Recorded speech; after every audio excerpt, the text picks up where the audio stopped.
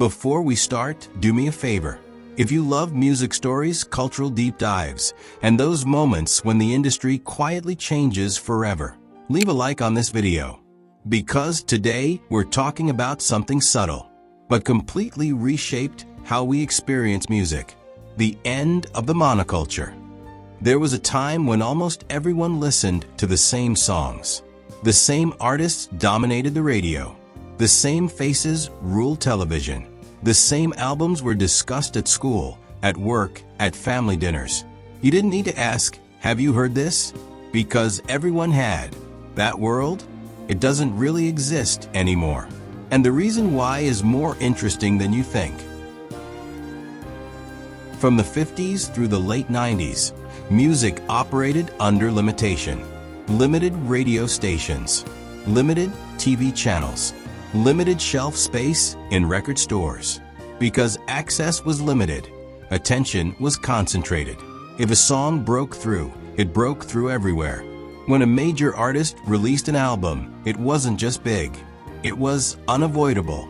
You heard it in taxis, in malls, on television, at parties, at school dances. Music felt like a restaurant with a fixed menu. You could choose what to order, but the menu itself didn't change very often. And because millions of people were choosing from the same options, we developed shared cultural memories. We didn't just like songs. We experienced them together. Then came the internet. Then came streaming. And suddenly, music wasn't a restaurant anymore. It was a buffet with infinite tables. Platforms like Spotify didn't just expand access. They erased limits. Every genre, every decade, every country, available instantly. And that changed something fundamental. When everyone has access to everything, no single thing dominates everyone. Instead of one massive spotlight, we got millions of smaller lights, personalized, curated. And that's where the monoculture began to dissolve. You could spend an entire year listening to music, and your closest friends never even encounter. That wasn't possible in the 90s. Now it's normal. But here's where it gets even more interesting. Choice didn't just expand. It became filtered. Algorithms started shaping what we hear. You like indie rock? Here's more indie rock. You replay trap beats? Here's more trap. You skip mainstream hits? They slowly disappear from your feed. It feels empowering, but it creates bubbles. Today, an artist can have billions of streams and still not feel universally known. They can dominate playlists without dominating culture. In the past, success meant omnipresence. Now, it means depth. An artist might not be everywhere, but inside their bubble, they're massive. In 2026, success isn't about everyone knowing your name. It's about your audience knowing it intensely. Let me ask you something. When was the last time you felt like everyone was listening to the same song? Does that still happen? Or does it feel like everyone lives in their own musical universe now? Tell me in the comments. I really want to know what your experience feels like.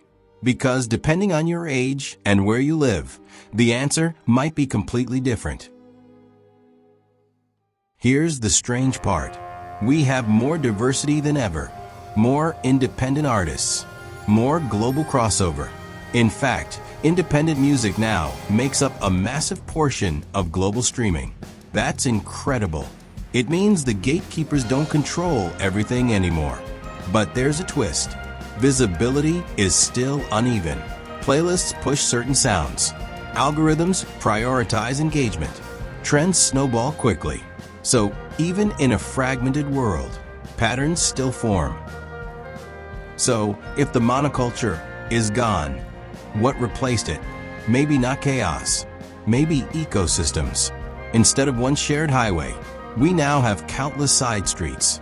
Instead of one king of pop, we have giants inside their own worlds. And maybe that's not worse, just different. In the past, we bonded over the same songs. Now we bond over the intensity of shared niches. collective emotion, tens of thousands of people singing the same lyrics in the same place. For a few hours, the bubble bursts, and monoculture briefly returns. But only briefly. The truth is, 2026 confirms something clear. There is no single cultural center anymore. There are clusters, communities, micro scenes, and artists who may never dominate television, but can sell out arenas inside their own universe. Success is no longer about being unavoidable. It's about being unforgettable to the right people.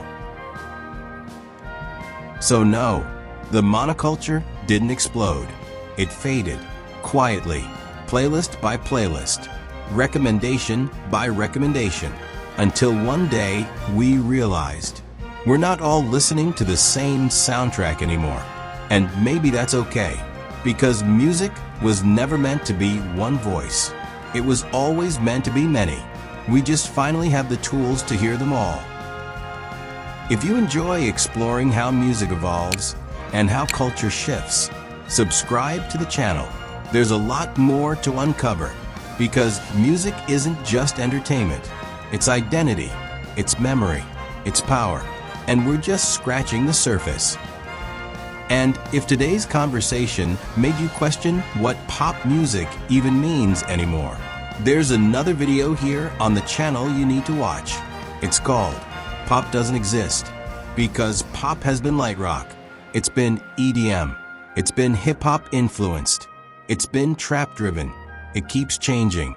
Artists jump from style to style and still connect with millions.